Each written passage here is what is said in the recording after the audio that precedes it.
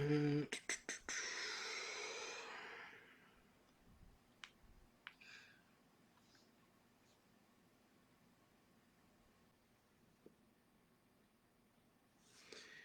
all right.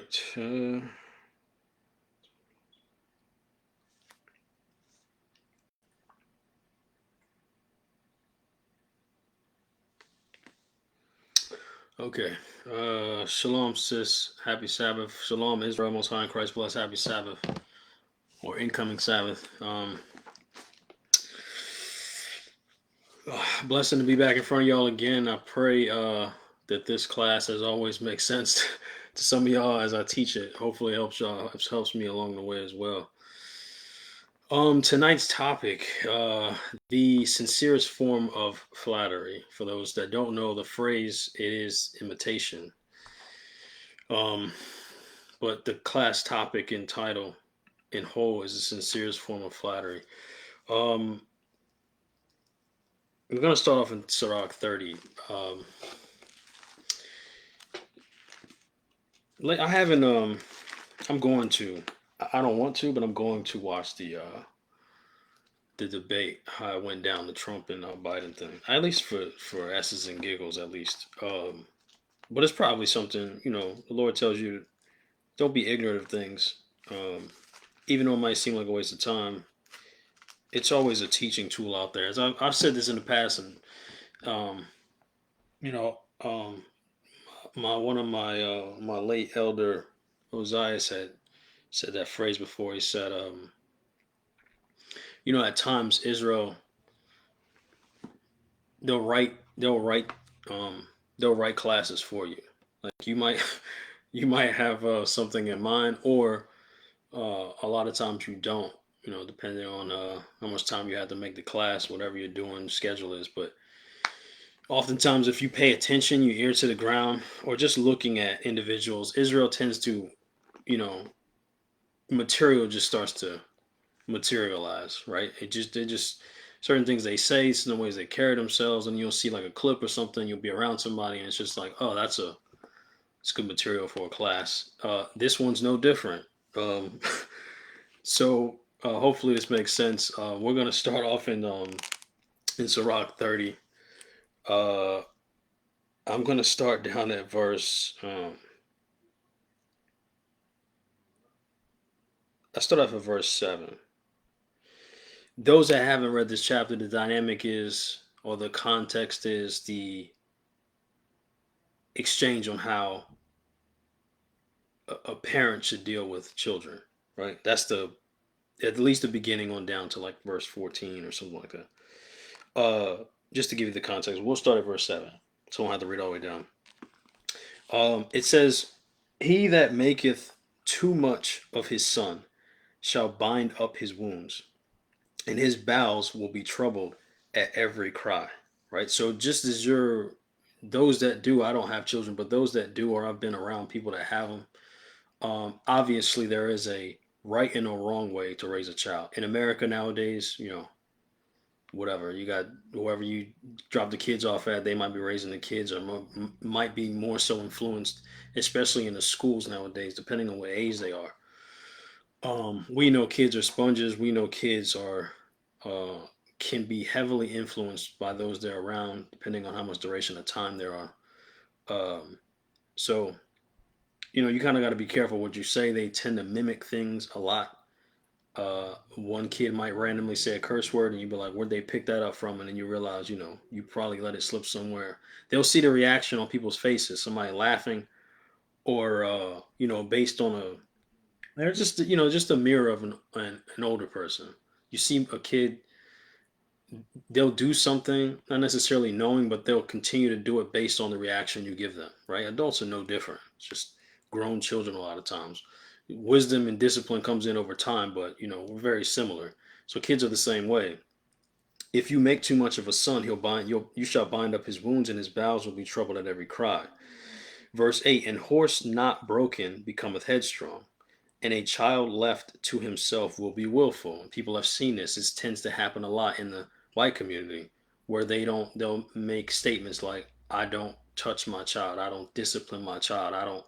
There's certain things I won't do. Now, fair enough, I'm not the person that's raising your child, but I've seen the ramifications of people withholding discipline from their child. And kids catch on eventually, right? You say one, two, three things and warnings. Eh, kids just like, okay, well, it's not that big of a deal. Or they might get beat by their mom, and they're just like, I can take that. The punishment I get does not outweigh the pleasure I get from doing something, drawing crayons on the wall, or saying something I shouldn't say, right? I mentioned that last week, where I said, like it's a real phrase. Wait till your father gets home, right? Those beings tend to get more intense. They don't necessarily sit down and they start to reflect on certain things. But a horse the same way. If you don't train it, you ever seen clips? Recently, just this a few months ago, but I recently finished Yellowstone, right? But people that are familiar with horses, if you don't break them, you see how wild they are. They can cause a lot of damage. Children are no different. Verse 9: Conquer thy child, and he shall make thee afraid. Play with him, and he will bring thee to heaviness. Conquer meaning to like pamper a child, right? If you play around with them, there's a lot of lines that need to be drawn by older people telling their kids, like, I'm not, we're not, I love you, but we're not friends, right? There's an order of hierarchy here. You need to know kind of the position that the parent's in, and the child needs to know where he fits amongst the family. So there's too much. A lot of times nowadays, you see the same thing a lot. There's too much friendship going on. There's too much. I don't want to say anything. I don't want to ruin the relationship. Me and my daughter have a wonderful relationship, but you have to get to a certain point where the tone has to be set. Because given enough time, the child's going to do something that they shouldn't have been doing. And then, just like life in general, like Proverbs 6 tells you, correction is the way of life. Those things need to be implemented. If not, they're going to continue on a path that you did not knock them off of, and they're going to become headstrong after a while. Verse 10: Laugh not with him, lest thou have sorrow with him, and lest thou gnash thy teeth in the end. Give him no liberty in his youth, and wink not at his follies or his foolishness. Don't give him too much. We touched on this briefly last week, right? You have certain things that need to be put in place. Even the scriptures weigh heavily on a father watching after his daughter. You can't be too much in jest with them, right? Because that foolishness piles up when you're young. So don't give them way too much liberty. They're going to use it. Verse 12: Bow down his neck while he is young, and beat him on the sides while he is a child, lest he wax stubborn, and be disobedient unto thee, and so bring sorrow to thine heart. Chastise thy son, and hold him to labor, lest his lewd behavior be an offense unto thee. So let's go to Proverbs 20. So this is, again, the conduct. And this is the scriptures give. I can't raise somebody's child, right? It's not mine. But there's a prescription that the scriptures put forth. This is how things are supposed to be done. This is the way things need to be implemented for the best outcome, right? So actions, reactions, all these different things are there to teach a person certain lessons. That's why the scriptures say this, Proverbs 20 and verse 30. I remember when I first came across this scripture, one of the many I just never forgot. There's so many of them that weigh so heavily on life, but this is one of them too. Proverbs 20 and 30. It says, the blueness of a wound, it cleanseth away evil. So do stripes the inward parts of the belly. So the reason why the scriptures give you and tell you not to withhold the rod from a child, the reason why the scriptures say to train up a child in the way he should go, and when he gets older he won't depart, is because that's the most I don't know if the fertile is the correct word. It's the best way to get an individual. It's the best way to get an individual on the straight and narrow is to start when you're young, right? They're the most impressionable. It's the best way to do it. It's the same reason why you can see a product of look around of how America is and what their curriculum is in schools, and then watch the generations that go to school, watch them change, alter. It's the same like now you have this massive influx of, I think they said 50 years ago, LGBTQ was like 1%, 2%, something like that of the population or of the youth. I think it was of the population. Now it's 30. And then people just be like, oh, well, they've just been in hiding. They just didn't feel comfortable coming out. No, it's because they pushed this stuff traumatically or dramatically. That's the reason why you see the kids talking about, I don't know if I'm a dog. Should you reaffirm how I feel about myself? All that stuff is nonsense. But this is the way things are moving in this place. It's just a sign of the times. That's all. But you see the outcome of how people pushing these different things, and now they have different courses in college, right? Gender studies. People will come out and be like, I have my degree in gender studies. This is why I know the brain pattern, when you examine the brain pattern of a human adult male and you examine the brain pattern of a trans woman, you see this, you see, or excuse me, a woman and a trans woman, you see the brain patterns are the same. They can say that all they want when they come up with the studies and they're the ones that signing your diplomas. They can say anything and then they put it out in the media and be like, we've researched this. I don't buy it. I don't buy it. Not long ago, homosexuality was on the DSM as a mental illness, but all they got to do is just scrub it and remove it. So it doesn't matter. It's just now it's normal. I'm not buying that. Men change all the time. There's a reason why the Lord said he don't change. He's not going to cause confusion among the masses or specifically amongst Jacob. He's not going to do it.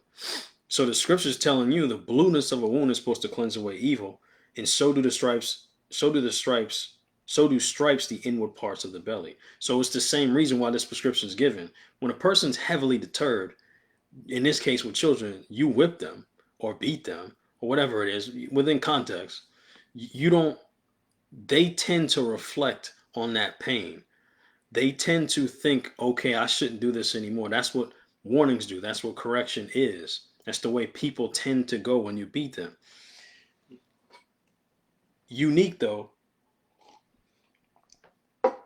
to this seemingly normal routine, Israel tends to don't do that. In Israel, blacks, Hispanics, and natives, when you beat them, when you chastise them, they tend to take it and then keep moving. Depends on who it is. Specifically from the Lord. If the Lord chastises them, they continue to keep doing the same path.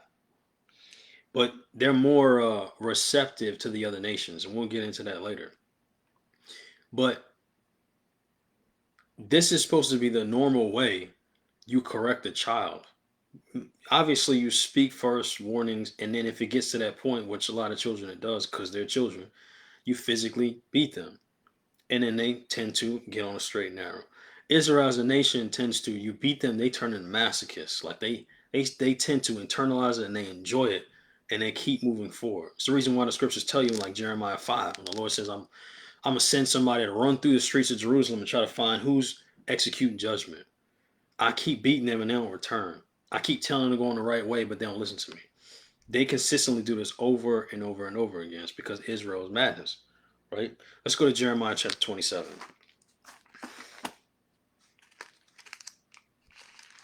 You see this all the time reflective in the behavior, and it's unfortunate, but you're going to see the pattern of good versus evil so beautifully displayed. America's so unique in that way, where the lines are being, they're being becoming ever so clear between one side and the other, because the more days pass, in this time frame of what you would call prophecy or this time frame in God's plan, it's going to become so much more clear of how divisive and how wicked a place can get when people do not follow God's commands. And you're seeing it wholeheartedly now. I remember I mentioned like maybe a couple months ago, I seen this new thing come out called transmixing. I think that's what it's called. It's the idea that, because I mentioned this last week about this deep disdain between men and women nowadays. They're like, men are just removing themselves from dating women. The marriages are plummeting. All these other things are happening. Men can't get dates. Women are getting dates with dudes that don't care about them. It's a cycle of destruction, right? But then you have this new thing come out called transmixing, or is it trans? It might be transmaxing, uh, where a guy says he's he's to the point where he's so fed up that he can't find a date. He decides to transition to a woman and then date men. Of course, it doesn't make any sense But in his deluded mind, maybe it does. But this is the time frame that we're in. So all these different things, these things that we're seeing is supposed to be a huge sign of correction, go the opposite way. But Israel, a lot of times, don't get the message. Jeremiah chapter 27 and verse 1. It says, in the beginning of the reign of Jehoiakim, the son of Josiah, king of Judah, came this word unto Jeremiah from the Lord, saying, thus saith the Lord to me, make thee bonds and yokes, and put them upon thy neck. And we know this is bondage, yokes, Deuteronomy 28. This is captivity or slavery. The Lord's telling Jeremiah, you're going to go tell your people this. Not going to stop with you, though. Verse 2, thus saith the Lord to me, make thee bonds and yokes, and put them upon thy neck, and send them to the king of Edom, and to the king of Moab, and to the king of the Ammonites, and to the king of Tyrus, and to the king of Zidon, by the hand of the messengers which come to Jerusalem, unto Zedekiah the king of Judah. Now, for people that don't know, you had a lot of, which is consistent throughout our history, wickedness in southern kingdom at this point in time. Like the king Zedekiah was just like, he's defying everything that the Lord says. The Lord's telling him to do this, correct it before something else happens worse and worse, like a parent to a child. Listen, I'm giving you warnings. Get on the right path. Zedekiah keeps pushing them off, putting Jeremiah in jail, all these different things, and then the repercussions happen. So now we're at this point with Babylon. They're getting told what's coming now. Babylon's coming in because you want to be disobedient.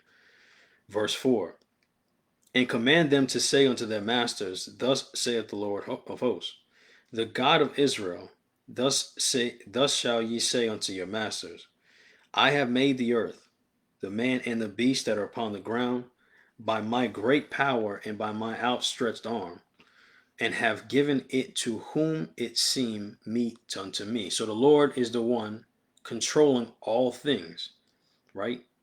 Every single thing under the sun, I think it's in Sirach 18, is on him. It's in the Lord's hand. At this point in time, he's seeing fit to transition power over to Nebuchadnezzar's hands. So all these things are going over to Nebuchadnezzar. Real quick, let's go to Sirach 10. Coming right back. Sirach 10, I think it's verse 4.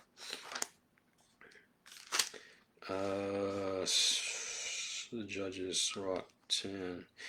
Yeah, verse 4. Yeah, verse 4. The power of the earth is in, I'm going to read verse 3.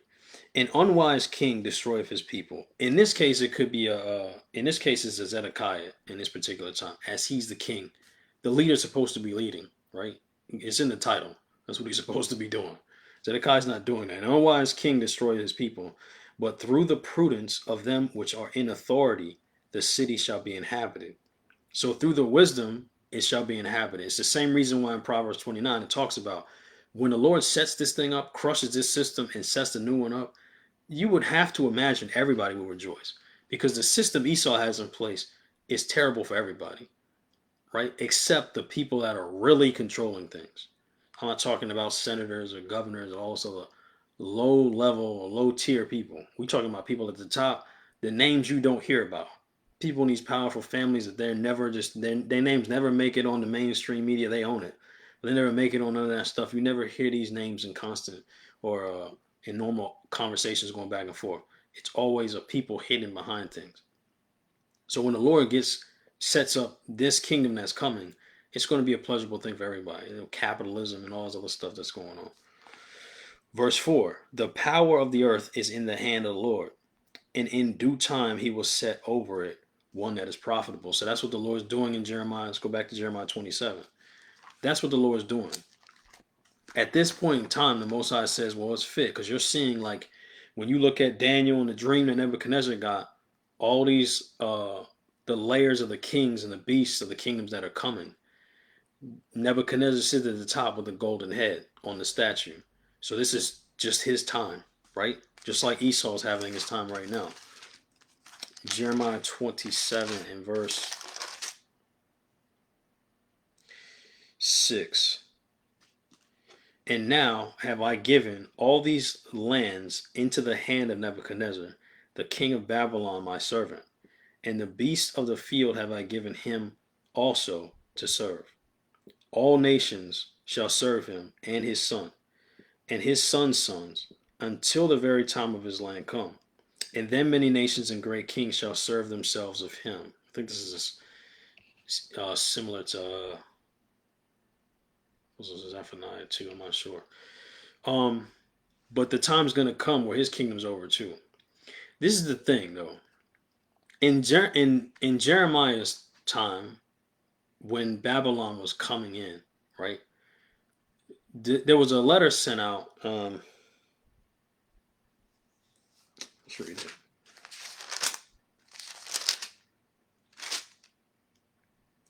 Right over Jeremiah 29. Now, if the message is coming down from the Lord to Jeremiah, he's the seer, the prophet on the scene at the time. He has the responsibility to go tell the people. He's telling them, listen, this judgment's coming. Understand what this is. Process this. Judgment's coming. This is an altering of what your life is supposed to be like. This is something that Israel has, more so as time has went on, the detachment has happened, even so more now, from back then to now. You're supposed to understand what you're looking at, what condition, understand what's normal. Nowadays is a sliding scale, but what's normal for us is biblically sound. So when you look at what we can look at through the scriptures, this is what's supposed to be. The other things are counter to God's plan, but it needs to be in place because children are disobedient. So therefore, alternative kingdoms come in until the nation of Israel gets themselves together. But don't forget, this is not supposed to be normal, right? This is what Israel keeps forgetting. Actually, before we go there, let's go to 1 Samuel 8. Yeah, let's go to 1 Samuel 8. So, no different back then, way back in Samuel's time. The characteristics, just the people have changed, but the characteristics are still the same. When we're looking back at Samuel's time, they're asking for a king, right? Do we want to be like a king with all the? We want to have a king just like the rest of the nations. Israel does this a lot because they have this, which we're getting to, this level of envy for some odd reason. Especially like it's not like nowadays someone will be like, well, Israel thinks this way because of the trauma they went through. Yeah, that probably is true. But in Samuel time, you've seen these pieces of breadcrumbs along the way that Israel always like this stiff-necked people the Lord's talking about. They always have this level of rebellion in them. Even when they're not put through something like the transatlantic slave trade prior to this, they still have these things in them that's been on display for a very long time. So this is not necessarily that much different. Though it's not to say that being brought over in ships and slavery and all this other stuff that's happened is not traumatic. And you're still feeling the effects of it today. But you can't really make the mistake and say Israel hasn't done this. It's just the trauma itself alone. No, this stuff in the past, Israel keeps doing these same things over and over again. So the king, they asked for a king. Samuel asked the Lord, what am I supposed to do? The Lord said, don't worry about it. They don't hate you, they hate me. So give them what they want. 1 Samuel chapter 8, verse 10. And Samuel told all the words of the Lord unto the people that asked of him a king. And he said, this will be the manner of the king that shall reign over you. So he gives them the parameters and what the attitude is going to be like. This is interesting when you cross-reference this with Deuteronomy 17, because people will just be like, oh, as long as we put a king over us that's on our own people, then we're good. But that wasn't necessarily the case. The Lord said, I'm supposed to reign over you. Even if it's somebody like David, even if it's somebody else, that wasn't the plan. Christ is the king. So even from then, the Lord's laying out this step by step or blow by blow description of what the king is going to be like. It's not good. Verse 11. And he said, this will be the manner of the king that shall reign over you. He will take your sons and appoint them for himself, for his chariots, and to be his horsemen, and some shall run before his chariots. And he will appoint him captains over thousands and over 50, and will set them to ear his ground and to reap his harvest, and to make his instruments of war and instruments of his chariots. And he will take your daughters to be confectionaries, and to be cooks, and to be bakers. And he will take your fields and your vineyards, and your olive yards, even the best of them, and give them to his servants. Now, this, what's being laid out for you, is the life of a slave, right?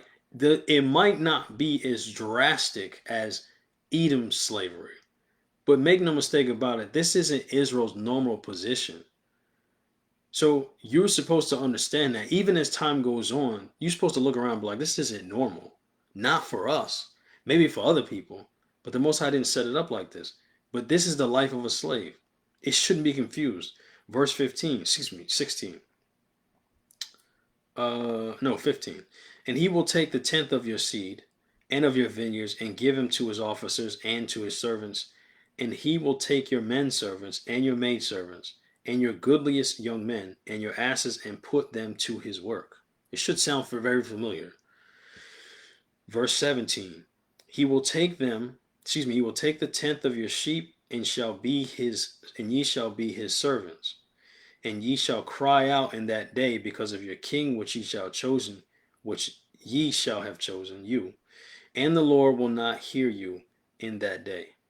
And as you read the next verse, they say, nevertheless, after they're hearing this, their soon to come lifestyle and their eventual crying out, they hear all this and they're just like, well, okay, cool, give us a king.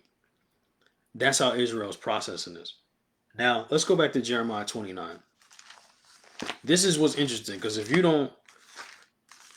we're reading this and we know this is not to be the normal process how the Most High sets Israel up, you need to have the mindset to be like, okay, and the wherewithal to look around and be like, something's off.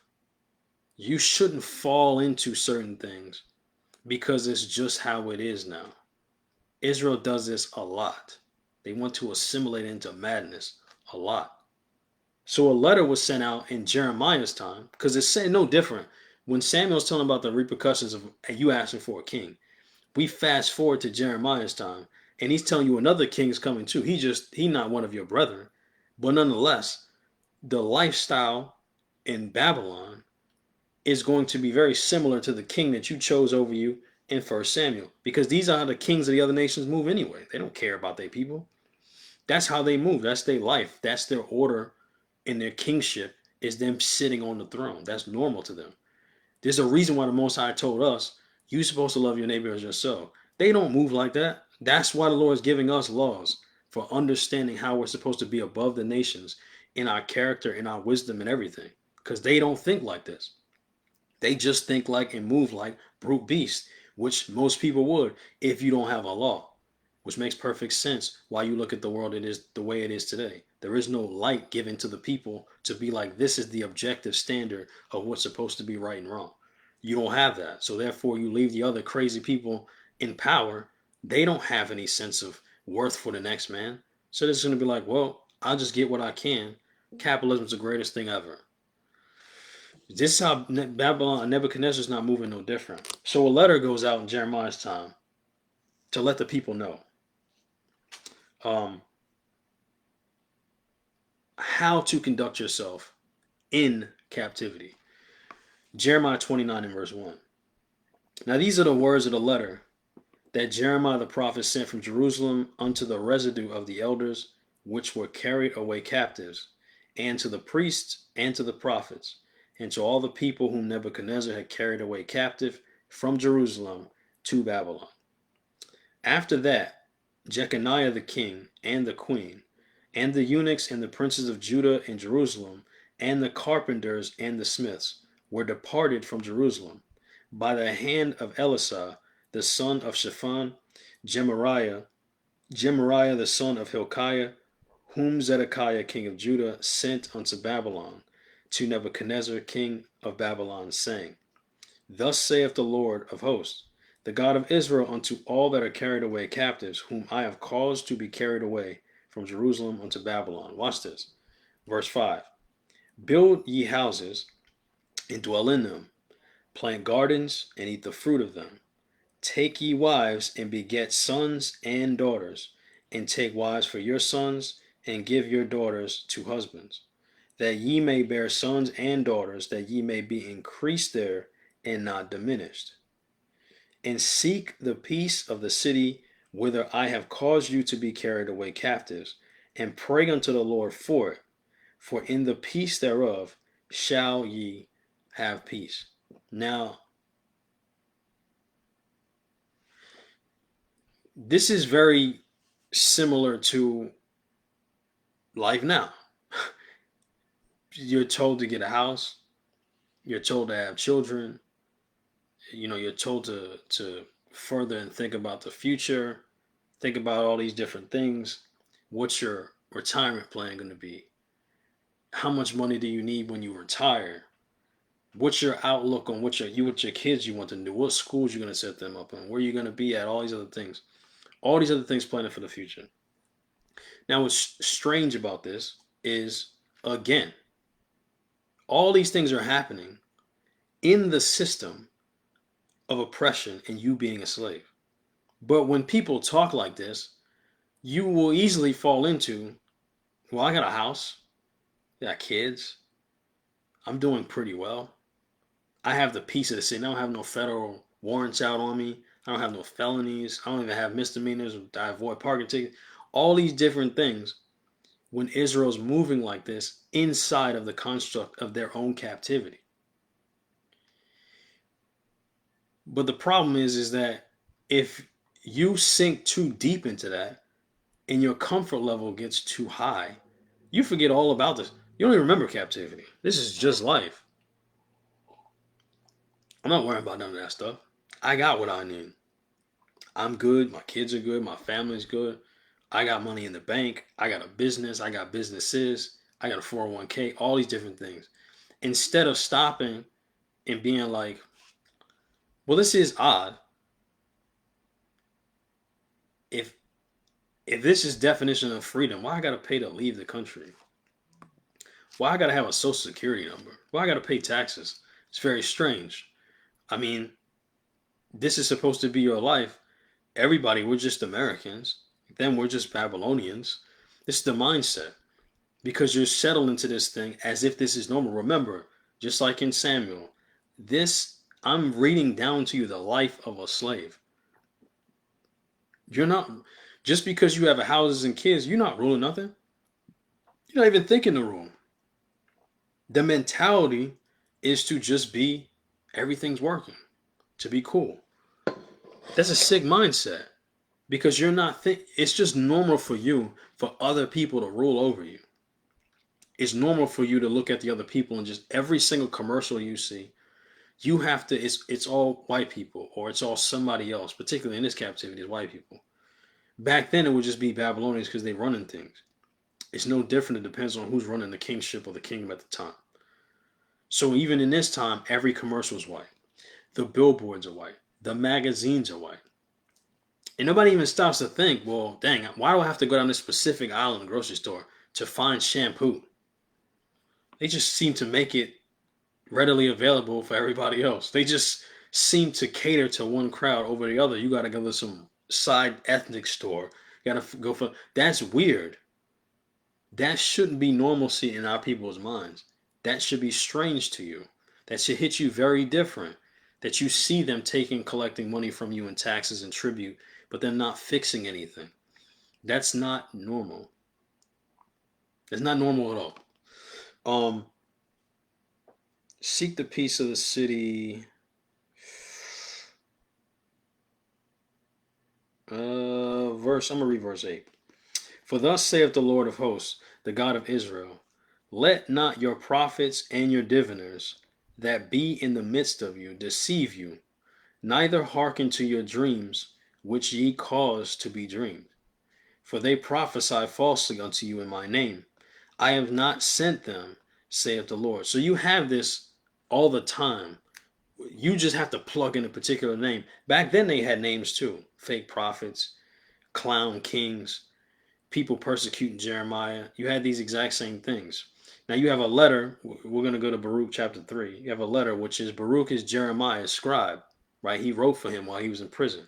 So when you look at these things, all you have to do is plug in names right now, modern times, whether it be your Creflo Dollar, whether it be your TD Jakes, just dudes doing all kinds of things that you shouldn't even mention behind closed doors.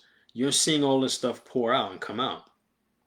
All these dudes got all this money and they're doing all this clown behavior and they're leading you astray. Most High ain't sending on these people. Prosperity doctrine is so addicted to people because people are so addicted to lustful things. That's why James 4 tells you that you ask for a lot of things, but you ask it amiss because you're asking it upon your lust. All these different things that you want ain't gonna be good for you. So the Most High has to step in, just like Sirach 30, like a father, and correct you. But the children won't listen. Baruch chapter 3 and verse 10. This should be on people's minds. We say this all the time in the when we're out at camp, asking people these things, and they look at you with this like befuddled look, like, what do you mean? It's normal to just pay taxes out of all your checks to run. That's how they run a city. I'm like, what do you know about running a city? Give me some steps how to run a city. Well, I don't know. Why do you think you paying out of the behind when everything that you have, your food, the trash can, the Wi-Fi, all these? I just seen this podcast the other day where it was talking about Nikola Tesla, and most people are probably familiar with him. But he had all this technology that he was doing. I don't know where he got it from. I'm a bit, because I had this stuff in the pyramids back then. They look at these as powerhouses, right? But I'm a bit slow. I'm not too hasty to give these other nations credit because some of them got it from somewhere else. But nonetheless, he had these inventions where it's just like free electricity. Like he had this tower he set up, and they took light bulbs and just threw them on the ground next to the tower, and they just lit up. Just free electricity. They've been had this technology, but they hide it or they kill somebody that tries to put it out. Because how do you keep people oppressed and doing what you need to do? Completely and solely relying on you. So that's what they do. That should be strange. The guy that came up with his car how to run off of water mysteriously died. One of the guy had, I forgot what else he had, free electricity and something else. He mysteriously got poisoned at a restaurant. This stuff is not normal. But do our people think past their 5 feet in front of their face? No. Baruch chapter 3 and verse 8. It says, behold, we are yet this day in our captivity, where thou hast scattered us for a reproach and a curse, to be subject to payments, according to all the iniquities of our fathers which departed from the Lord our God. Hear, Israel, the commandments of life, and give ear to understand wisdom. Why is the Most High saying that? Because the life you live in ain't normal. You need to attach some type of wisdom or some type of know-how to look into what your current state is. What were we before slaves? What is this stuff? Why is things operating this way? Verse 10. How happeneth it, Israel, that thou art in thy enemy's land, that thou art waxen old in a strange country, that thou art defiled with the dead? So this is the main question that our people should be asking. Just because somebody said, why we build houses, that's what he told Jeremiah. Even the scriptures tell us Jeremiah 29 said to build houses and have kids. Yeah, but you're supposed to understand this is a temporary condition. Let's go back to Jeremiah 29. I think there's a couple verses I need to read before we go somewhere else. Jeremiah 29.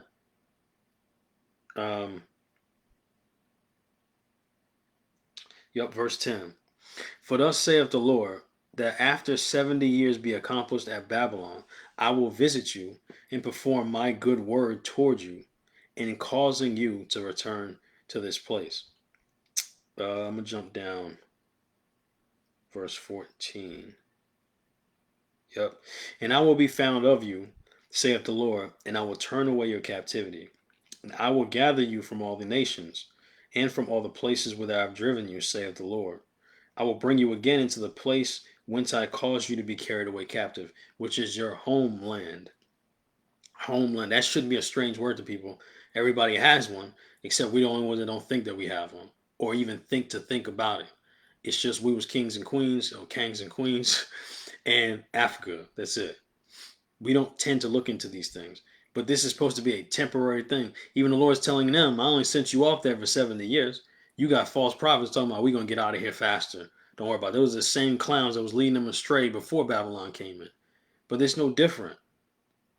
It's no different. Because over time, you have like a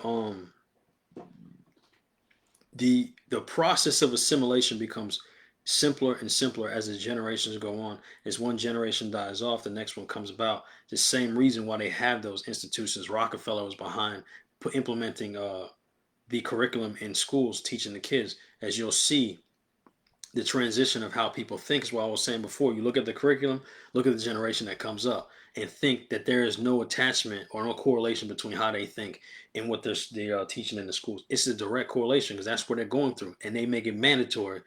You better send them to school, or you can be prosecuted for stuff like that. Why do they care about your kid's education? They don't care about nothing else. They're not trying to give you no free healthcare. They're not trying to give you no healthy food. Why do they care if your kids go to school? So they can indoctrinate them. That's why.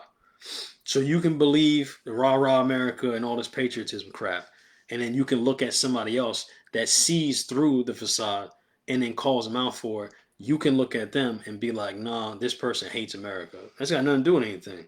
This person's just telling the truth, and they're not so blinded by the red, white, and blue that you believe anything that comes off on CNN or Fox News. It's absolutely ridiculous. But it's hard to talk to somebody that when they're in a trance. They're not going to believe it. They're not going to want to hear it. So you're supposed to understand 70 years, that's it. We're supposed to return. Don't build houses and have children, all this other stuff. And then assimilation gets so much easier that you're not even thinking about that stuff. That you get fused into this system and you see things like speeches of like with JFK talking about ask not what your country can do for you, ask what you can do for your country.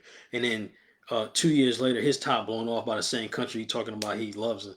It's so ridiculous. Now, if that happens to a white man telling you have patriotism and love your country, and he gets killed, he a sitting president and got his head blown off. What are we? People that got 9 to 5 jobs. Where's that leave us at?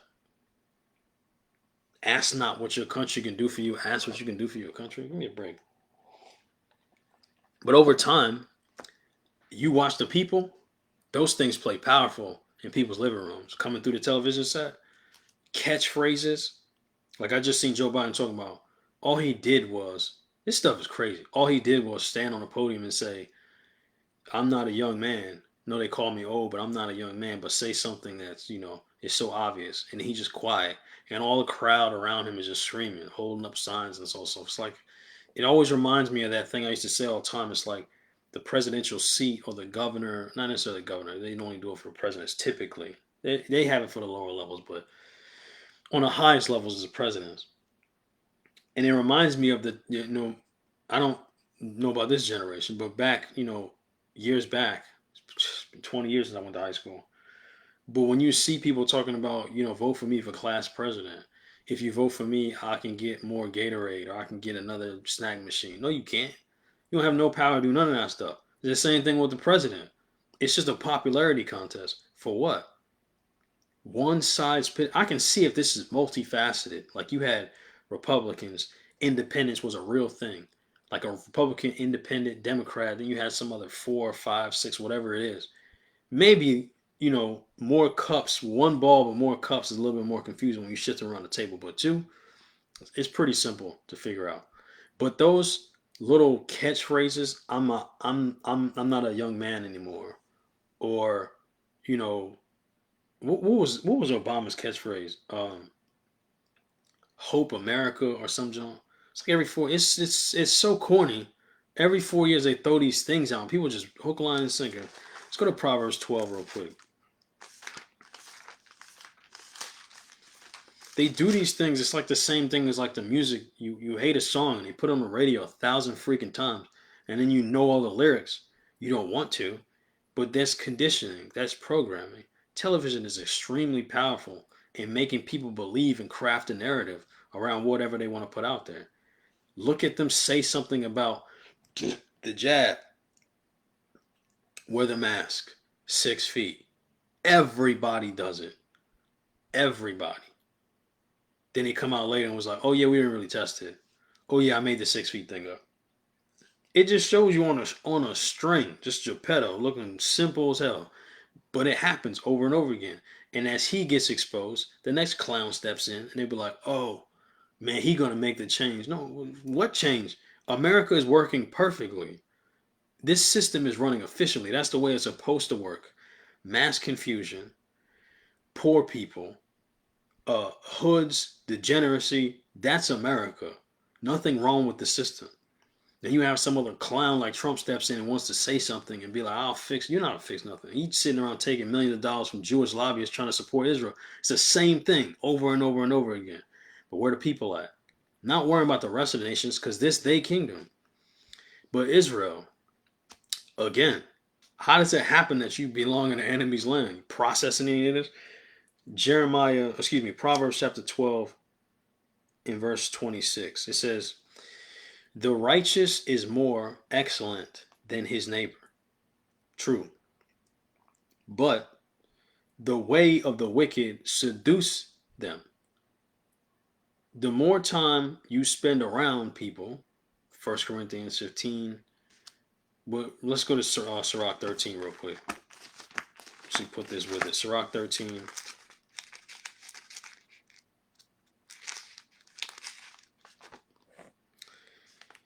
Sirach 13 and 1. He that toucheth pitch shall be defiled therewith, and he that hath fellowship with a proud man shall be like unto him. So you are the company you keep. You can always tell somebody by their friends. You can tell you might have a rare case where a person doesn't steal what his friends do, possibly, but that's not typically how things work. People that think alike, they tend to hang together. So this is the mentality you see. You can have a righteous person, but if he hangs around wicked people, they seduce him. It's like a man that touched pitch like tar. If a person touches that, they're going to be defiled. It sticks to you. The same way a person has fellowship with a proud man, he's going to become like the people he hangs around. It's the same thing. And you see Israel get to that point where it's like you forget because you have houses, you have all these other things that you don't think about what was the origin of this stuff. Why is it normal? Who had the idea to set up a 40-hour work week? Did anybody think about that? I've been thinking about this since I was like 15. How is it that you have a job at McDonald's? These are Fortune 5, these are huge billionaire businesses. Yet you make pennies on the dollar. But yet, if I take my next resume, for instance, if I said, this is a bit outlandish, but you should get the drift. If I said, I'm going to apply at Google, and they'll be like, "Well, this is a big company, sir, black man. What do you have? What's your resume look like?" "Well, I've come from working $3 billion companies from those industries to now. I'm just trying to get into something else." "Okay, that's impressive. Where'd you work at?" "McDonald's, Wendy's, and Burger King." They'll laugh at you. "Why are you laughing?" "I work for $1 billion companies." That's what those industries are, right? "Yeah, but that's not the same." "Why not?" It seems the higher up you go in America, the less you do.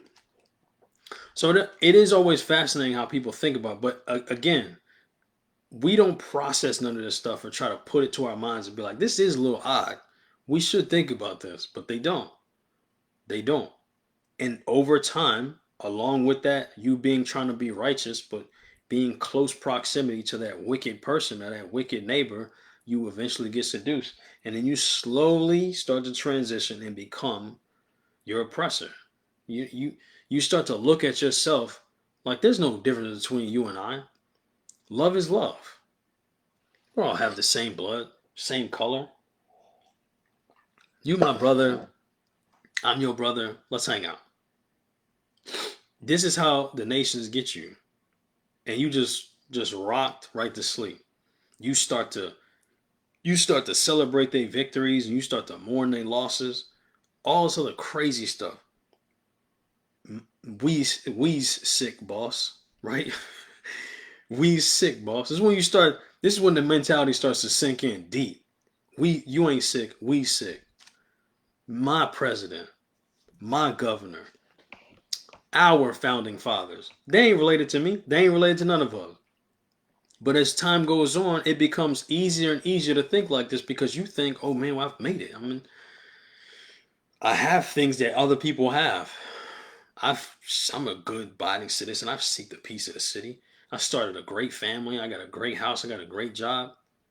This doesn't look like slavery to me. This doesn't look like this doesn't look like captivity to me.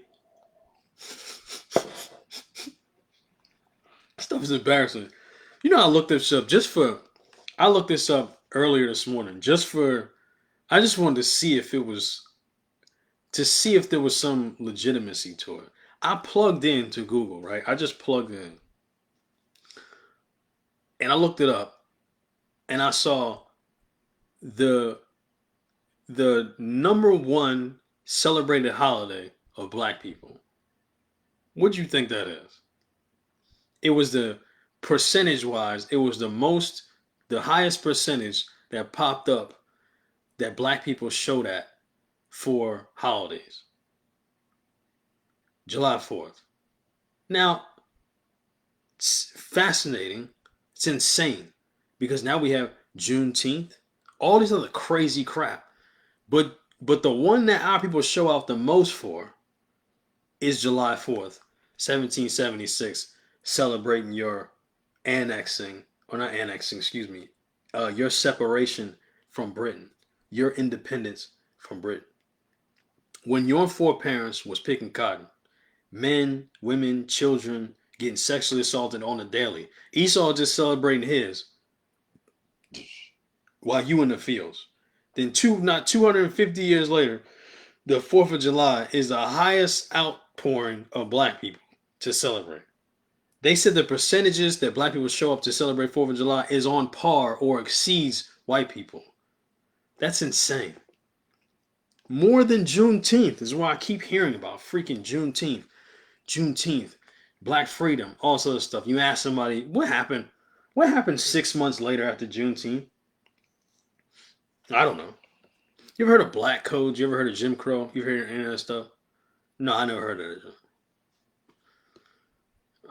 it. They let you free as a slave, and then they passed laws. They already had laws prior to that set up to where before slavery was ended, they set up laws in place. I think that some of this stuff was happening in D.C. where they would make sure that the slave owner was compensated, so because he losing his property. Now they even have it's just like it's the 4th of July. You have these things where you start to look at yourself as a real life American. Hell, you might look at yourself as white. You might look in the mirror and be like, I'm white. That might be your mentality. That's insane. To celebrate the oppressor doesn't make any sense. Nobody can make sense of that. Nobody can look at you dead in your face and be like, well, you're being no, I'm not being racist. This is straight truth. You wouldn't take that. Another nation wouldn't take that. People generally, genuinely fight when people come against them in an opposing way, especially with some level of force. They had a another this is how you another way that you transition how people transition you, right? They had a day every year called hiring day or heartbreak day in America every single year. One particular night where the slaves would be so anxious and depressed before the next day would come because they didn't know if they were going to be sold or sold as slaves and families would break apart and never see each other again, or they'd be sold into slave labor because the owners had to, as they say, get things off their books. They had to get their books straight because they was working in debt. This happened every year without fail. Slaves was broken apart and they would just sell them off because they had to clear debt that the owners had. Know what that day turned into? New Year's, January 1st. Now the descendants of those slaves will pay gas money to go to Times Square. They make sure they set their behind right in front of the television set to count the ball down. The exact same thing. You just become them. I'm not no slave. I'm just living. That was years ago. Not worrying about that stuff. You keep bringing up old stuff and we can never move forward. Our people are insane. But this is the same stuff the Lord was talking about. Let's go to 2 Chronicles 19.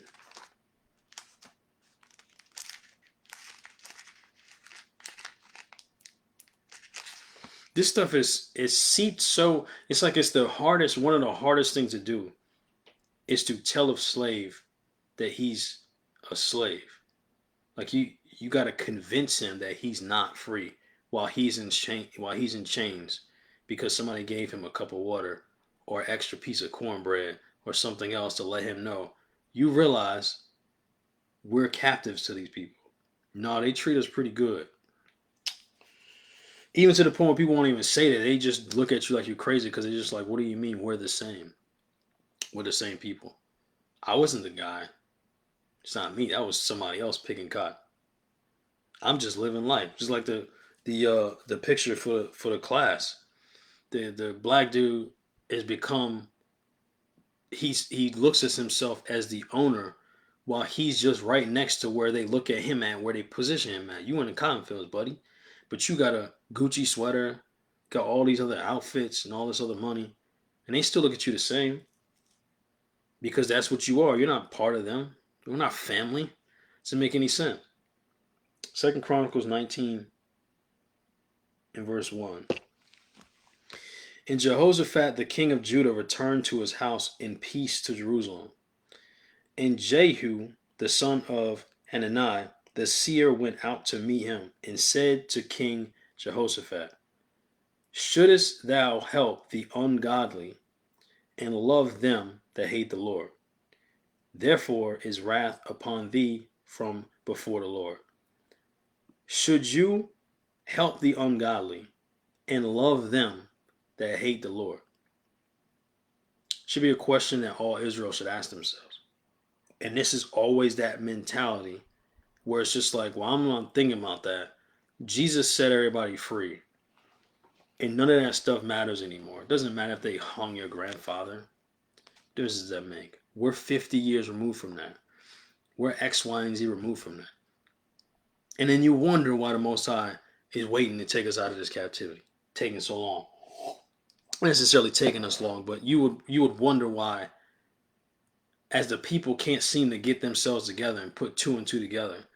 No wonder the Most High, well, all this stuff, was duration of time would take so long to get ourselves together. Even it's no different. I'm not trying to isolate myself. It's the same mentality I had when I was in the world. I thought about these things. I didn't put emphasis on them, I guess, in the way that I am now. Obviously, I'm a different type of spirit now. But it would make sense that I'm moving like this now. Yeah, of course. So there is some leniency or understanding to the people that don't understand this yet. Doesn't make it any less foolish for them or for me. So the situation is still the same. Let's go to Ezekiel 23.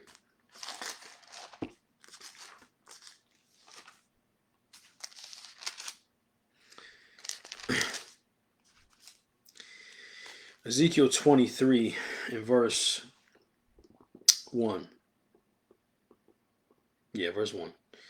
It says, the word of the Lord came again unto me, saying, Son of man, there were two women, the daughters of one mother, and they committed whoredoms in Egypt. They committed whoredoms in their youth. There were their breasts pressed, and there they bruised the teats of their virginity. And the names of them were Aholah the elder, and Aholabah her sister. And they were mine, and they bare sons and daughters. Thus were their names. Samaria is Aholah, and Jerusalem is Aholabah. So you have this separation between the kingdoms, northern and southern. Northern is the elder, southern is the sister. Right? So they're letting you know Samaria and Jerusalem. These are the two women committing fornication, as the scriptures is saying, with other people. Verse 5. And Aholah played the harlot when she was mine, and she doted on her lovers, on the Assyrians, her neighbors. You see this possessive, how the Lord's talking, because Israel's supposed to be married to one husband, right? And then you see them running around. She was taken already, but she just playing the whore. As you see this consistently throughout the scriptures, that marriage is taking place. Israel's supposed to be married. They're taken. They're spoken for, and she's just running around, sleeping with everybody that comes around them. Just the attention, loving the attention, addicted to it. Do you see these big picture into the microcosm of society, specific men, women? You see how they operate. Women operate like this normally in general, not necessarily running around sleeping with everybody. Well, a lot of them are. But the attention, you see them seeking it in multiple different places. Now, as you put men and women together collectively, this is how Israel operates as the wife running around sleeping with everybody. This casual sex thing, and it never works for them. It never does. It always turns out to be more traumatic the more partners a woman takes on. It's the same thing with Israel. The more they deal with these other people, the more traumatic things get. It don't never work for them, but they keep repeating the same cycle over and over again. Verse 6, which were clothed with blue, captains and rulers, all of them desirable young men, horsemen, riding upon horses. Thus she committed her whoredoms with them, with all them that were the chosen men of Assyria, and with all on whom she doted, with all their idols she defiled herself. That's why Israel was cut off, right? Northern kingdom. Neither left she her whoredoms brought from Egypt, for in her youth they lay with her, and they bruised the breast of her virginity, and poured their whoredom upon her. Wherefore I delivered her into the hand of her lovers, into the hand of the Assyrians upon whom she doted. These discovered her nakedness. They took her sons and her daughters, and slew her with the sword. And she became famous among women, for they had executed judgment upon her. Real quick, Amos chapter 9. She became famous amongst women. Why? Amos chapter 9. Excuse me, Amos chapter 8. Amos chapter 8, verse 11. It says, behold, the days come, saith the Lord God, that I will send a famine in the land, not a famine of bread, nor a thirst for water, but of hearing of the words of the Lord. And they shall wander from sea to sea, and from the north even to the east. They shall run to and fro, to seek the word of the Lord, and shall not find it. In that day shall their fair virgins and young men faint for thirst. They that swear by the sin of Samaria, and say, thy God, O Dan, liveth, and the manner of Beersheba liveth, even they shall fall and never rise up again. So the Most High made them famous. The Lord cut them off completely. Just divorcement, get out of here. You dealing with all these idols and doing all this other stuff. And you see it even still, it still reverberates today. Northern Kingdom, the way that they operate, a lot of them think they're white. A lot of them don't look at you as family, not even close. Where's separation between blacks and Hispanics. You see a lot of this a lot. They play the dark light skin game all the time. It's no different. You still see it today. Ezekiel chapter 23. Back to Ezekiel 23 in verse 11. And when her sister Aholibah, which is Jerusalem or the southern kingdom, she was more corrupt in her inordinate love than she, and in her whoredoms more than her sister in her whoredoms. She doted upon the Assyrians, her neighbors, captains and rulers, clothed with most gorgeously, horsemen riding upon horses, all of them desirable young men. Then I saw that she was defiled, that they took both one way, and that she increased her whoredoms. For when she saw men portrayed upon the wall, the images of the Chaldeans portrayed with vermilion, girded with girdles upon their loins, exceeding in dyed attire upon their heads, all of them princes to look to, after the manner of the Babylonians of Chaldea, the land of their nativity. And as soon as she saw them with their eyes, she doted upon them and sent messengers unto them in Chaldea. And the Babylonians came into her, into the bed of love, and they defiled her with their whoredom. And she was polluted with them, and her mind was alienated from them. Jump down to verse 22. Therefore, Aholibah, thus saith the Lord God, behold, I will raise up thy lovers against thee, from whom thy mind is alienated, and I will bring them against thee on every side. So you see the same thing taking place back then. You read about it, you see it in current time right now. As The southern kingdom, Israel as a whole does this because we're reading about both sisters, but then they're focusing on the southern kingdom in this context of these verses about how they're making pacts with Assyria. They want to make pacts, give tribute to the Egyptians to help us to fight, help us to defend ourselves, and they're never looking back to the Lord. Just seek the Most High. Stop worrying about the rest of these nations. They not built to like you or love you. It's not the way this thing is set up. Our people gotta stop looking at, I'm an American. This is my country. No, this stuff is madness. This place is going to burn. Stop looking and trying to assimilate and looking at yourself just like them. It's just a mirror image. Lamentations chapter 2.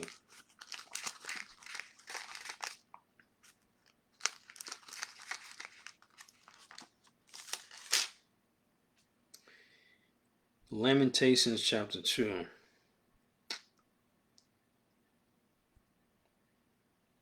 Verse 14.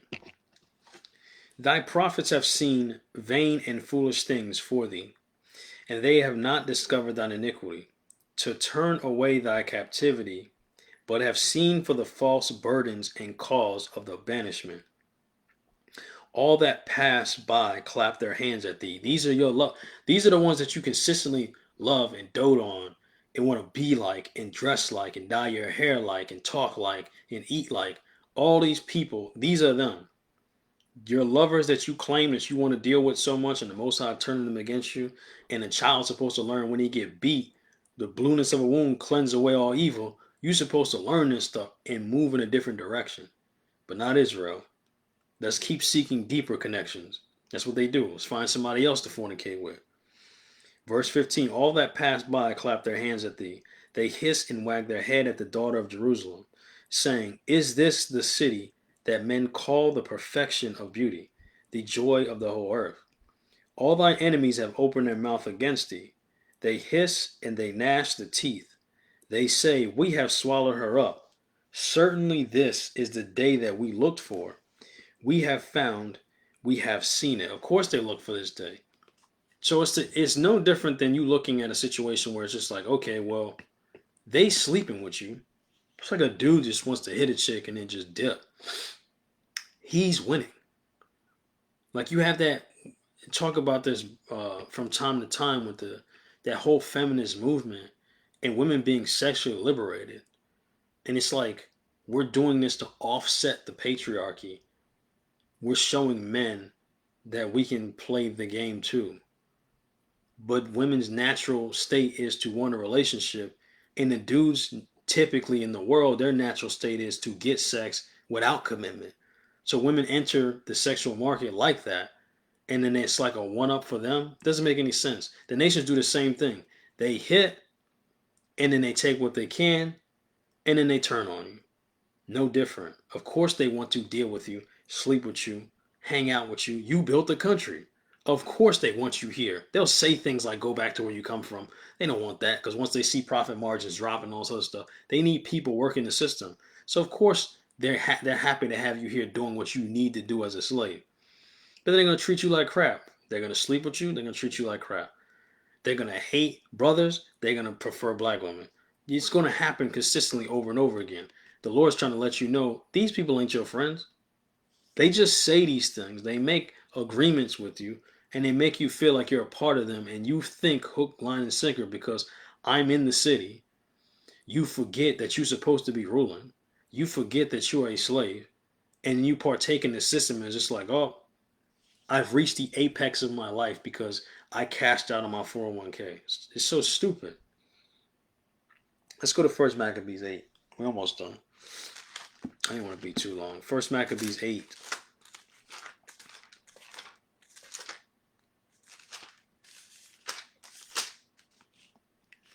This is the Assyrians, the Babylonians, the Persians, the Medes, the Egyptians, the Moabites, the Ammonites, the Hamites, the Greeks. We're reading about the Romans now. They all do the same thing. It never changes. Always the same thing. Israel's supposed to have the mindset and the foresight to be like, man, I've been through this already. Like the same reason why it's such a great example, and it's such genius how the Most High how the Most High allows the prophets, and the way He does this is you look at the nature of a woman. The nature of a woman is acting like this, and the nation of Israel is such a beautiful representation of how they act, completely out of order.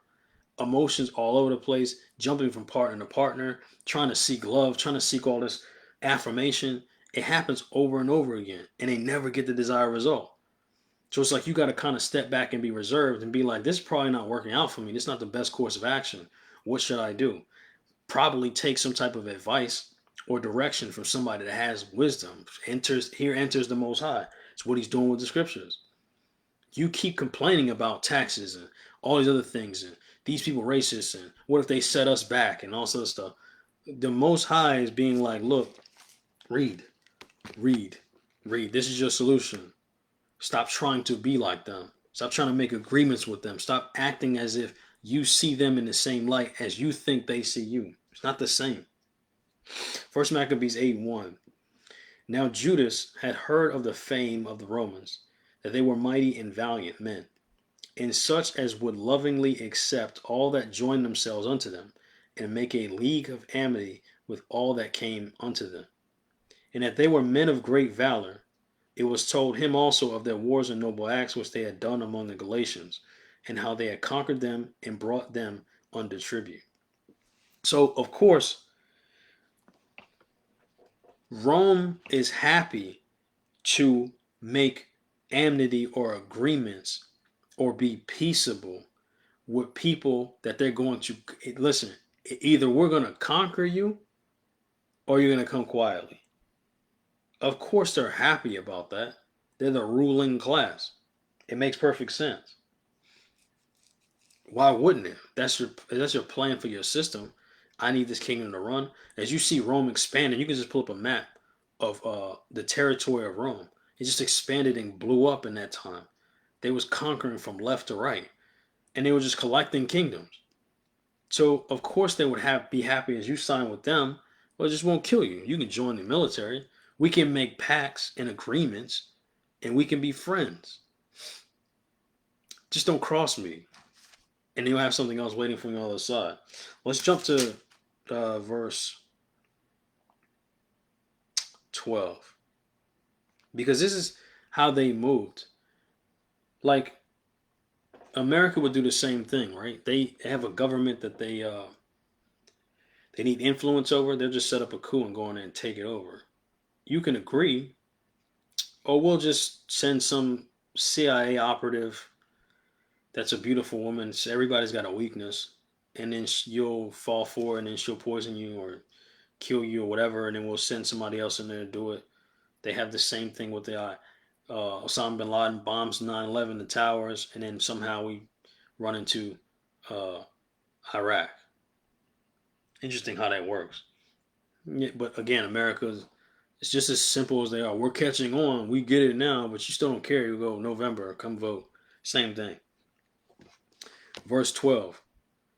But with their friends and such as relied upon them, that they kept amity, and that they had conquered kingdoms both far and nigh, insomuch as all that heard of their name were afraid of them.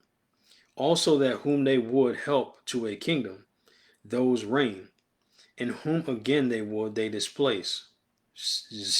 The extension of Rome, the exact same thing. Finally, that they were greatly exalted. Yet for all this none of them wore a crown, or was clothed in purple to be magnified thereby. Moreover, how they had made for themselves a senate house, wherein 320 men sat in council daily, consulting always for the people, right, to the end that they might be well ordered. Whatever the agenda is, I don't know how you would define well ordered. I don't know if it's the agenda. The first thing on the agenda is get black people out of ghettos. I'm sure that's not on the agenda. It wasn't back then for the Jews. It's not now for the blacks. Verse 16.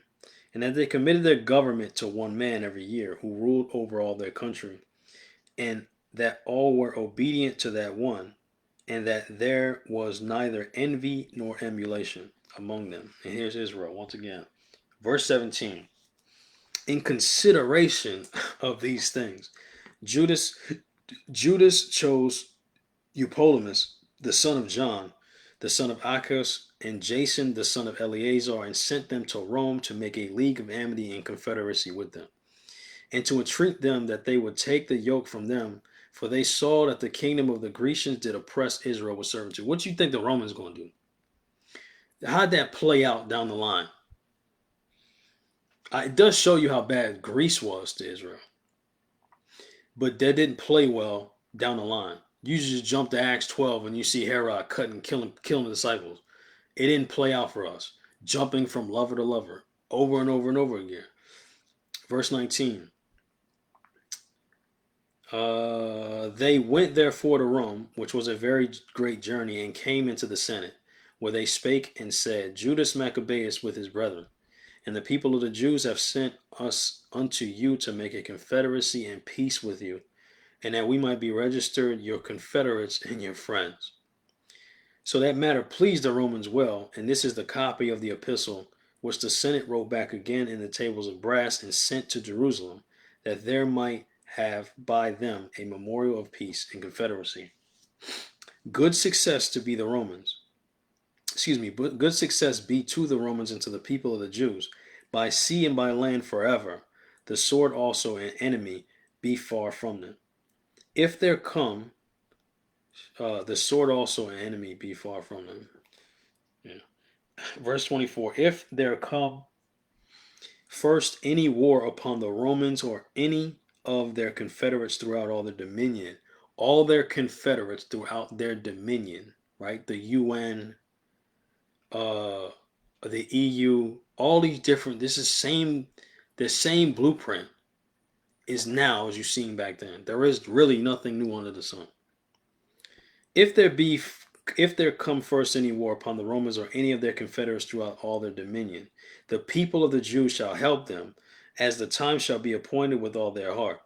Neither shall they give anything unto them that make war upon them, or aid them in the victuals, weapons, money, or ships, as it has seemed good unto the Romans.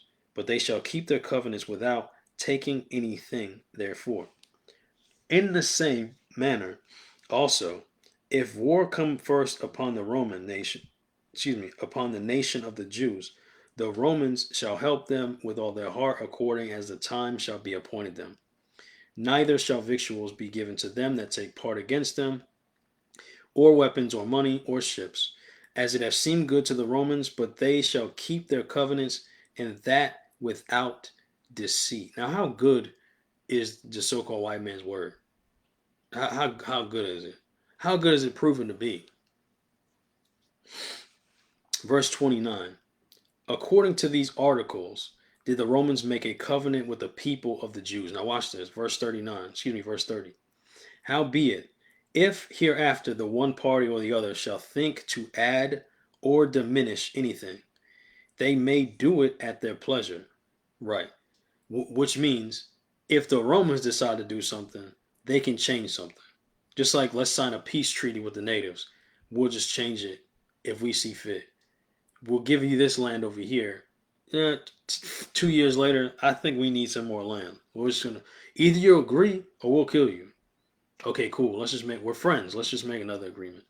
That's cool. Let's just make another one. So that you agree to give us all this land. All right, cool. We agree. Come back 6 months later. We're gonna need the rest of Oklahoma. I understand what you're saying. You don't want to be on reservations with your family and your kids, but we need this land. Either you agree or we'll kill you. But we're friends though. We have an agreement. Of course we're gonna stick to it. This happened 100, 200 times over? Verse 30. Howbeit if hereafter the one party or the other shall think meet to add or diminish anything, they may do it at their pleasures, and whatsoever they shall add or take away shall be ratified. Now, ratified is a very interesting term. This is another thing I was looking up the other day. The guy Thomas something, 1861. Thomas was the one that he's some white dude that he was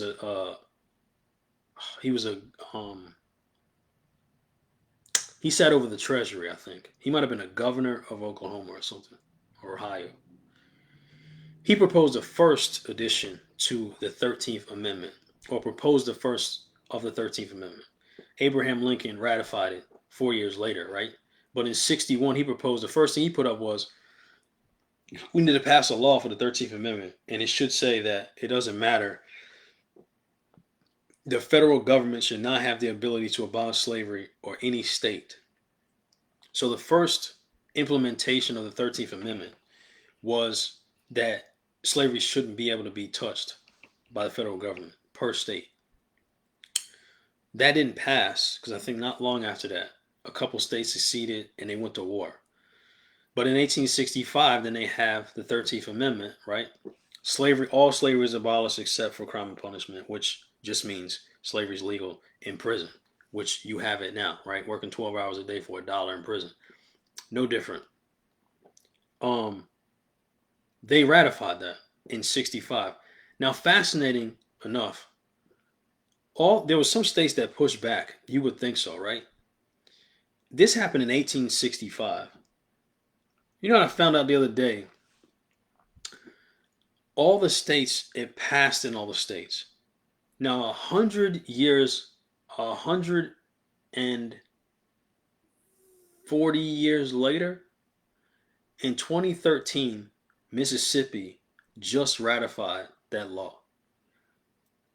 It was 11 years ago that Mississippi just got on board with abolishing slavery in 2013.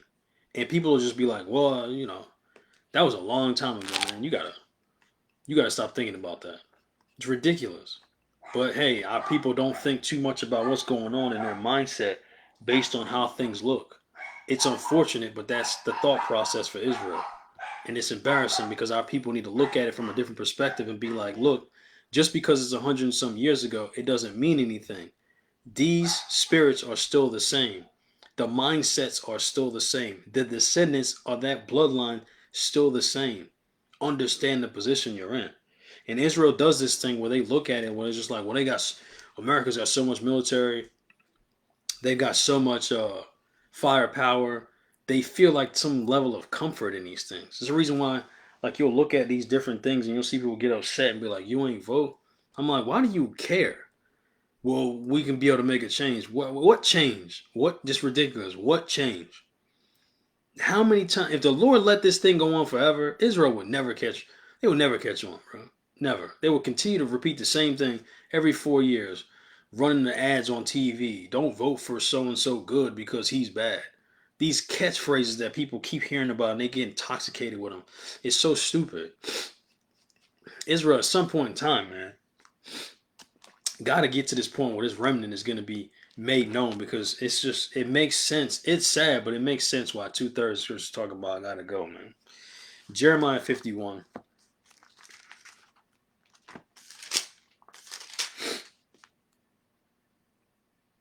Jeremiah chapter 51 and verse 1. It says, thus saith the Lord, behold, I will raise up against Babylon and against them that dwell in the midst of them that rise up against me, a destroying wind. And will send unto Babylon fanners, that shall fan her and shall empty her land. For in the day of trouble they shall be against her round about. Now you're seeing like a future prophecy of Babylon, because we know Isaiah 13 repeats how Babylon has to be destroyed, the same way Sodom and Gomorrah was. We know Babylon in the past, and the Persian Medes took over. That ain't what happened. So we're talking about a different Babylon. Some guy tried to tell us like a couple of months ago on the phone. He was talking about Babylon, mystery Babylon. When he say it's not a place, I'm like, okay, buddy. So ridiculous. Verse 3. Against him that bendeth, against him that bendeth, let the archer bend his bow, and against him that lifteth himself up in his brigadine, and spare ye not her young men, destroy ye utterly all her hosts. So we're talking about future prophetic nuclear bombs that's going to hit this place. And it seems like the perfect way to go out from as sick as a kingdom as this is. Thus, verse 4, thus the slain shall fall in the land of Chaldeans, and they that are thrust through in her streets. For Israel have not been forsaken, nor Judah his God, of the Lord of hosts, though their land was filled with sin against the Holy One of Israel. Flee out of the midst of Babylon, and deliver every man his soul. Be not cut off in her iniquity. Right? Be not cut off in her iniquity. That doesn't mean to run or hop on a plane or dip. It's the same thing parallel to Revelation 18. Don't be cut off in the sin, partaking in the sin that this kingdom, is so heavily invested in. For this is the time of the Lord's vengeance. He will render unto her recompense. Babylon had been a golden cup in the Lord's hand that made all the earth drunken. The nations have drunken of her wine, therefore the nations are mad. Babylon is suddenly fallen and destroyed. Howl for her. Take balm for her pain. If so, she may be healed. If so, she may be healed. Go get the balm. As they speak about in Gilead, right? Go get the balm. If you have something that's going to cover this thing and heal it, nurture it back to health, go get it. We know that's not the case. So if the mentality in the Lord's telling us at the end of the day that Babylon is not going to be healed at all, it's set to be destroyed. Do not worry about this place. Don't get caught up in elections. Don't get caught up in what somebody else is telling you. This is happening to free the children of Israel from this bondage and captivity. It has to take place. There is no healing America. It ain't going to get no worse. It's not necessarily saying it's not going to get worse progressively, but it's not. There's nothing worse. It's going to get destroyed. That's it. It's set in stone. There's nothing you can do to recover it. Trump, Biden, me, Obama, whoever the hell, not going to reset this thing. It is what it is. It's set and slated to be destroyed. Thus saith the Lord. That's what the Most High said. If you can find a balm and a cure, I don't know where you're going to find it at, but go get it. There's nothing you can do to reset this thing. The Lord says, I have my eyes fixed on this sinful kingdom. I'm going to blow it up. Verse 9. We would have healed Babylon, but she is not healed. Forsake her, and let us go every one into his own country, for her judgment reacheth unto heaven, and is lifted up even to the skies. So we would have healed Babylon if it was possible. It isn't. It isn't. Verse 13, we'll close out here. O thou that dwellest upon many waters, abundant in treasures, thine end is come in the measure of thy covetousness. So this is the reason why I said earlier, I'm going to go, we'll just leave it there. I'm going to go for educational purposes. I'm going to go and watch this debate. My mindset was like, I don't want to watch it. But I'm going to go watch it for, I'm sure there's something valuable and information I can go back and look at it and be like, and use this later on for some type of teaching tool. But I'm not really psyched about watching two clowns be on stage and one attacking the other one's. It's like, again, it's like old wrestling back in the day. They're arguing over who's older, who's cooler, who's got the most catchphrases, and the people are just like just drunken clowns in the background. Yeah, yeah, yeah. And it's just like, well, turn the country back over to Trump and we'll fix it. I'm like, bro, it's not going to happen. So this place, the only way for this to be able to be healed, not America, but our people, you have to realize that there's a problem. Like, you can't just sit back and be like, I am seeking the peace of the city. I've gotten everything I needed. Everything's working out. You can't be that naive in these times. As clear as day as this stuff is getting, you have to start evaluating where you sit on the Most High's honor roll chart. Are you making it? Are you making the cut? If not, you might have time. We still have time. You got time until you die. But you still have time to get yourself together. But you got to give yourself a real, honest self-evaluation in the grade. And you got to ask yourself, is it passing? I asked the brothers this like some weeks ago. Is it passing? Do you have a passing grade? Is it a C? Is it listen, you should be worried if you don't. If you say you got an F, you should be worried. If you say you have an A, you should be worried. You should fall somewhere between the B's and the D's. B might be kind of strong too. But if you feel like you just an A plus, it's probably not wise for you to say something like that. Everybody's got things they need to work on. Don't be the F. You don't want to be the D minus either. You just right at the cutoff point. But you know, what I mean, C is passing. C is feels safer.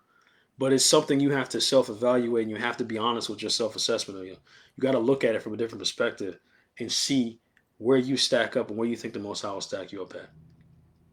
It's going to take time. It's one of the hardest things to do is look at yourself and be like, man, I got an issue. Addicts don't even like to admit that stuff. You know, you stand up in front of an AA meeting. Hey, my name is John, and I'm an alcoholic. People don't like doing that, but it's the only way. That's the only way through. So this is the mentality you have to have. Understand. Listen, this isn't normal for us, man. This paying taxes and being subject to these clowns every year. Listen to this stupid crap about politicians and these clowns lying and taking money from these people and flying on planes with pedophiles and all this other stuff. You got to remove yourself from the system. You got to think more clearly. The Most High hates this thing and everything about it. Every candidate that wants to step in the seat to rule this place or be in other stuff, he has to be corrupt to ascend. That's America's system. So there is no lower level. You go vote at the lower levels to change something. You're not voting at mid levels to change something, and damn sure at the highest seat of authority in America, at least, placating that role. You're not changing anything at presidential level either. Let him sit back and watch Esau kill himself. Let him eat himself out. Let him like eat each other and kill each other, and this system crumble within itself. Just watch them pick apart each other. That's what we're waiting for. Don't get caught up in the system. It's madness, bro. It's not gonna work out. Just stick to your guns. Just keep reading scripts. Repent. Make sure you need to be doing what you need to be doing because the time is running short. With that, I'll say shalom. Lord's will. Lord's will next week. Um, I'll try to come back again. Lord's will next week. But just keep sending up prayers. Keep watching the news. There's crazy stuff going on. A lot of information out there. You need to kind of be paid attention to be locked in. Maybe brothers, especially y'all, go out to teach information you need as far as news and stuff. Use it. Help to bring the people in. Like in Jude says, is kind of two ways to get this through. You can either have patience with people and teach them, or you can scare them with fear. Most of the time, fear is the greatest motivator. So if you need to use it, use it. Happy Sabbath, y'all. Most High in Christ bless. Till next time, y'all. Shalom.